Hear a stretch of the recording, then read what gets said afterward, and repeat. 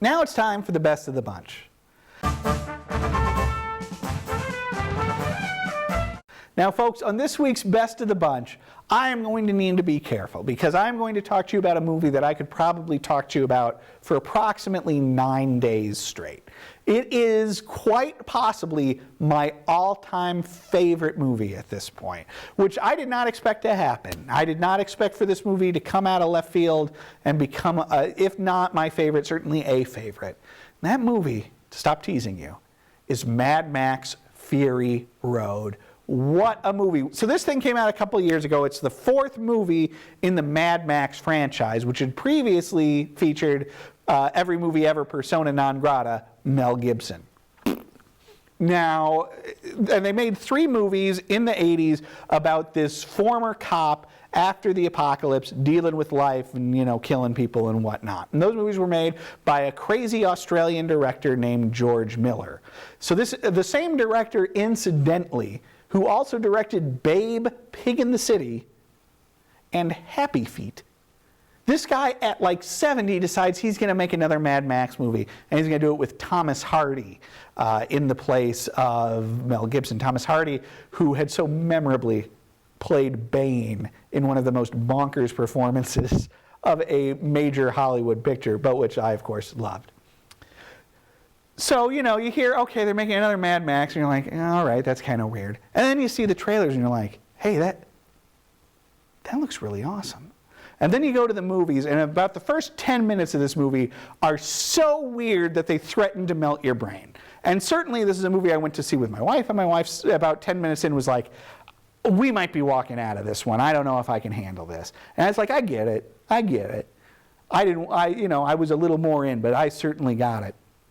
And here's the thing, then one of the most mind-boggling car chases happens, and you are in hard.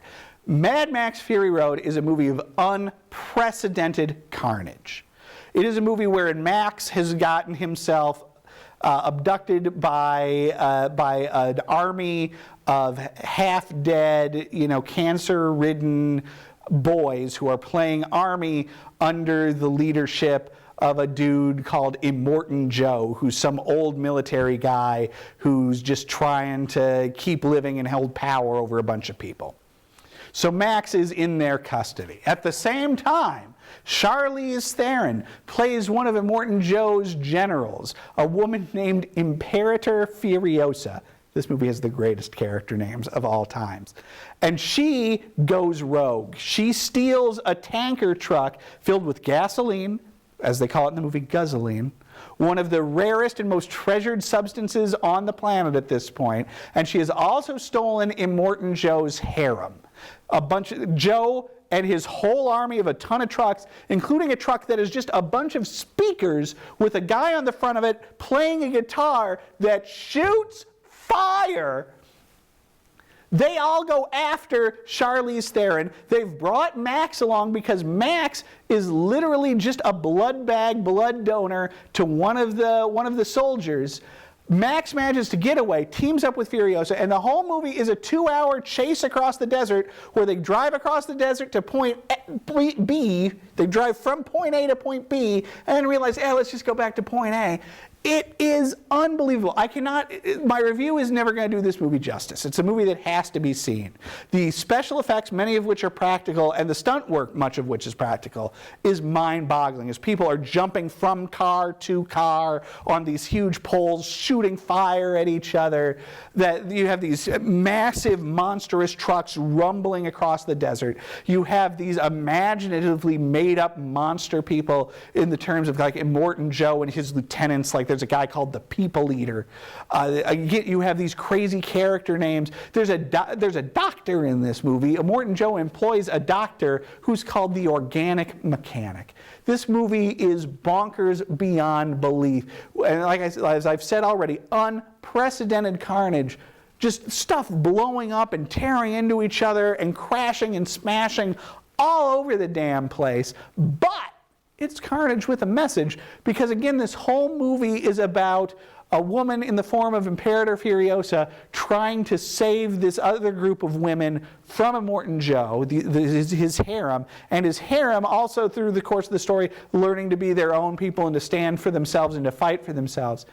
It's a tremendous, tremendous movie, imaginative. It's a movie that you're going to see something new in every time you see it. If you like action or driving or chases or feminist messaging, then Mad Max Fury Road is the movie for you. It is a towering picture, the likes of which, they're threatening to make a sequel, and while I hope they do, I don't think we're ever going to see anything like Mad Max Fury Road ever again.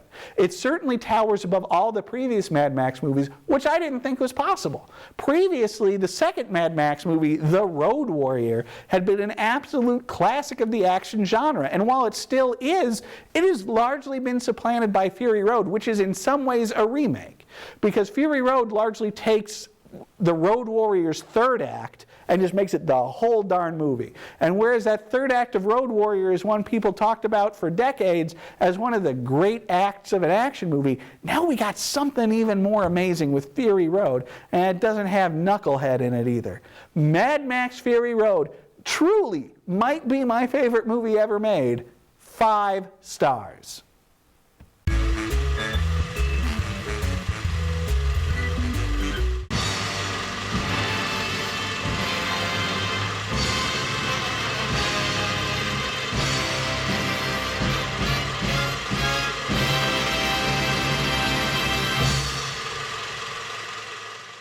And don't forget to visit our website, northmetrotv.com/everymovieever. There, you can watch reviews of every movie we've ever covered here on the show, as well as complete episodes. That's northmetrotv.com/everymovieever.